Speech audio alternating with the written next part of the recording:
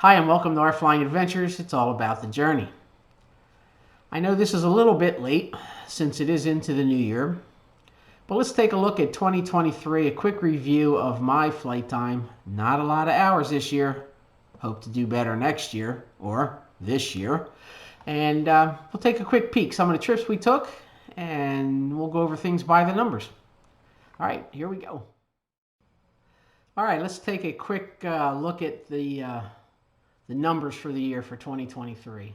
My total time, I broke 1560. I have 1561 total time. For 2023, I had 55.2 hours.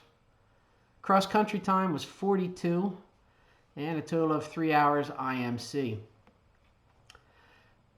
I wish my hours were better. Everybody does that flies. They want more hours, but just didn't work out. It would have probably ended up about 65 to 68. We had a trip planned right before Christmas to go to St. Augustine, but the temperatures were really crappy. They were, well, I guess they weren't bad for as compared to here, but high temps in St. Augustine were right around 60, 62 degrees on the day we were coming home, right before Christmas, and it was 55 here. So Mary and I went back and forth and said, why are we paying all that money for 5 degrees warmer? Let's cancel it.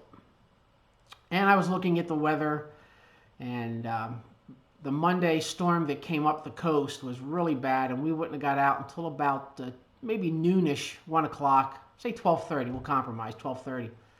It's 5 hours to St. Augustine, not counting a gas and go in Mount Pleasant, South Carolina.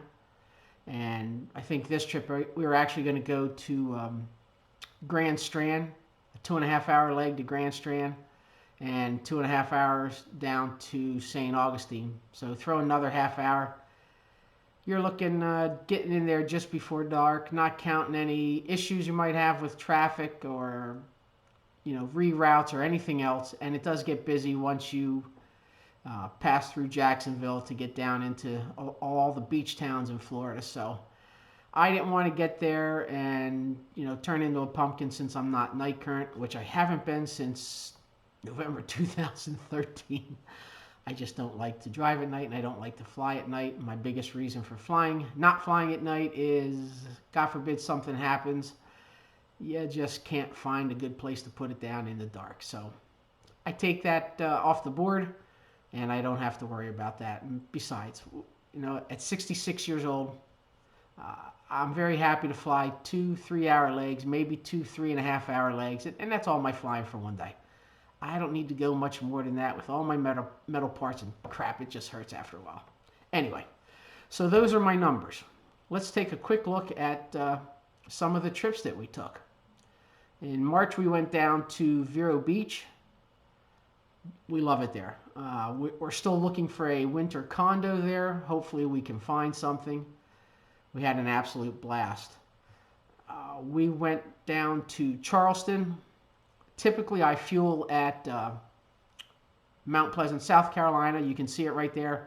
Lima Romeo Oscar. Great staff, good fuel prices compared to the area, and easy in and out to get back up in the air. We really like that. But we went to JZI, Charleston Executive, to go into Charleston. They had a hangar. Mount Pleasant did not. When we travel, we hangar the plane all the time.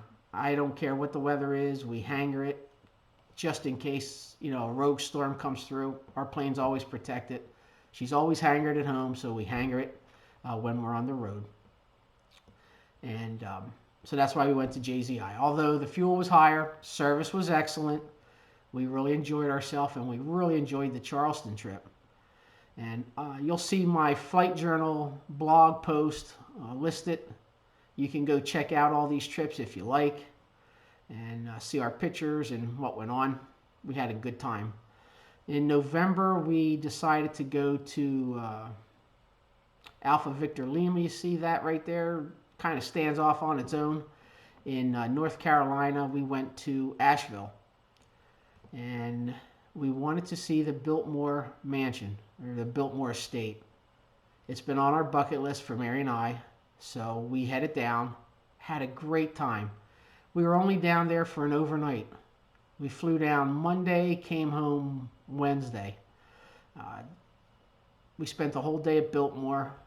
Just a beautiful place. Really enjoyed the tour.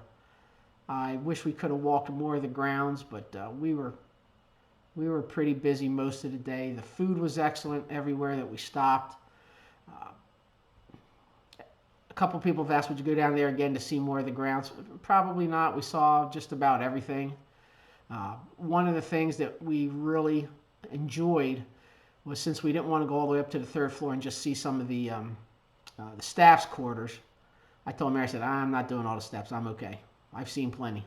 So we went into this room and we watched a short video, and it had more history on this video from what went on in the basement, the building process. It was a great video. So I highly suggest anybody that takes the tour at the Biltmore Estate, right as you're heading back to go down the stairs from the second level, there's a little room, and that's where they show the videos. You can ask about it. It's worth stopping to watch that video. Tons of information. A lot of information about the dairy, which is now the winery. Just really good info. So if you're going to make that stop, watch that video. Okay, so we went to, let's see, I said Vero, Charleston, and Asheville. Now, right before Christmas, we were going to take a week off and head down to St. Augustine. We wanted to see the Christmas lights. But as I mentioned previously, the temps just weren't there, and the weather was really crappy Monday, so we canceled. We canceled the Friday before, actually, just looking at the weather temps that were coming and the weather. And, of course, it doesn't cost anything to cancel. I wasn't too thrilled about having to rent an electric vehicle. Sorry, I'm not into the EV scene. I either want a good old fossil burning machine, or I don't want to drive. I don't like taking taxis. And all my friends, Charles, I know if you're watching this, you're laughing at me right now. I don't do Uber. I don't do, what is the other, Lyft. I don't do any of those. If I'm going somewhere, I want to drive myself. I've had some bad experiences in Baltimore and New York with taxis. I'm okay driving myself, and I'm okay to pay a little more even if the car sits. I don't care. The most I'll take is a shuttle from the airport to a hotel, maybe, if I have to. But I don't like it. Although Mary says we should really at least try Uber, since everybody keeps telling us about it. So maybe we'll dip our toe in the water and try Uber on our next trip. Not looking forward to that. All right, so that covers most of the trips. The trip up to Alpha Victor Papa up top there is Wilkes-Barre, Pennsylvania. We went up to take care of our parents' grave, my parents' grave. And I try and do that once a year, but since COVID, we really haven't been up north, so I wanted to get that taken care of. So we knocked that out. And the rest are all just places we typically go. Easton, to go over to St. Michael's. We like having lunch over there. And N57 is where I get all my annuals done at New Garden. Great place, great shop. Shout out to John Martin and his crew. Scott at the shop foreman does a great job. Love that place. Let's see, Millville's on there. Cape May, meat for breakfast. Hamilton, N81, great little breakfast spot. What else we got there? OXB, well, that's home.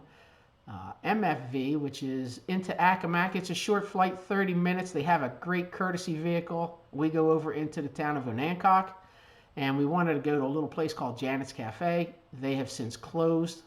She retired, closed up. Nobody wanted to pick up and run from there, and it was a great shop, very good food. But we stumbled upon a place that had great lunch. So I had, I think I had chicken parm that day, and Mary had veal parm. Great place. So we met some friends through the Beach Aero Club, Anita and Dave. They're local here in Ocean Pines, where we live, and we're gonna both take a trip down to there and get that courtesy car and go out for lunch one day. So that should be fun. Also, I need to catch up with Anita and start working on my currency. I'm up the end of February. All right, I think I rambled on enough. Hopefully I've answered any questions or presented the information. If not, you can always go to my blog. There's more information there, which takes you to all the trips that we took. What's up for 2024? We will be in Vero Beach again in March, probably for an extended stay.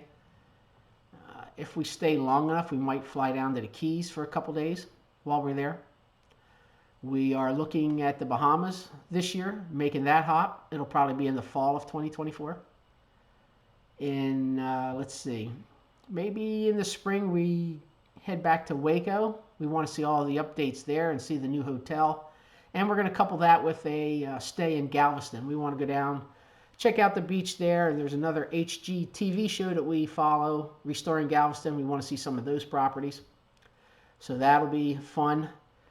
In the dead of summer, we'll probably, maybe right after annual, we'll head up to Mackinac, go up there. That's been on my bucket list for quite a while, so we want to knock that off. And then hopefully we get up to Boston to see family. Maybe we'll head down to Nag's Head. We like going down there. Nice beach time. So we'll see. And then the Beach Aero Club has their annual get-together, and so does the Commander Owner Group. So we will see where they're going and if we want to participate or not. We haven't the last couple of years, but hopefully. Actually, I think the Beach Aero Club's going out to the state of Oregon this year. Bend, Oregon. So I don't know if we're going to go there, but we'll see where the COG group goes. Alrighty. Thanks for watching. Sorry it ran on so long, but just trying to recap what I've done, and hopefully in 2024 we hit some new places and have a lot of fun. I hope you guys all come along for the ride. Take care, fly safe, and we'll see you into the new year.